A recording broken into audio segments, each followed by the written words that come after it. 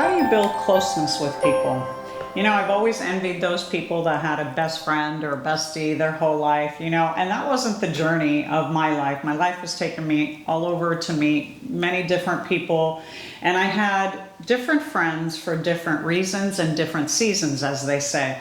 But I've had a bond of close friendships with quite a few people that have stayed throughout the majority of my life. Some of them were related to me and some aren't.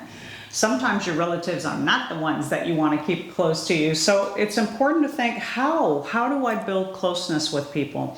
See, something that I've always noticed and that I learned for myself is we always expect that other people are going to come to us. We have this expectation that, hey, if you care about me, you're going to pick up the phone, you're going to call me, you're going to be the one that connects. And I realized that there's certain people in every relationship and in every group of people that are the connectors. They're the ones that pick up the phone, that put the party together, that make the plans for celebration. And those people are fantastic because without them, a lot of us, maybe some of you that are more introverted or are the person that likes to sit back and wait to see what happens, we wouldn't get none of that partying done. We wouldn't be the ones that create the closeness and the connection because we're not wired that way. That's not a bad thing.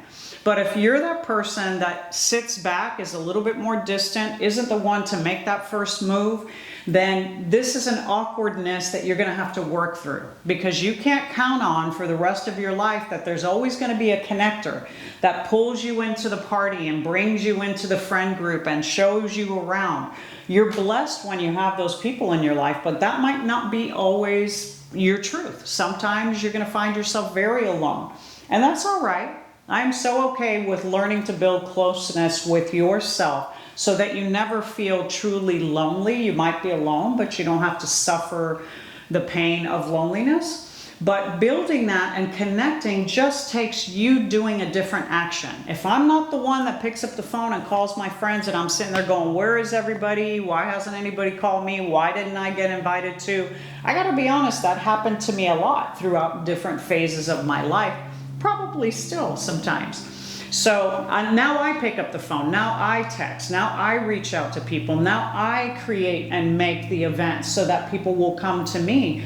It's all right. It doesn't mean people don't care about you, that you didn't get invited or they didn't think about it. Maybe they don't see you as much, so it's kind of an out of sight, out of mind thing. Maybe your grouping of friends, they have a different reason to connect. They all work together, but you work somewhere else.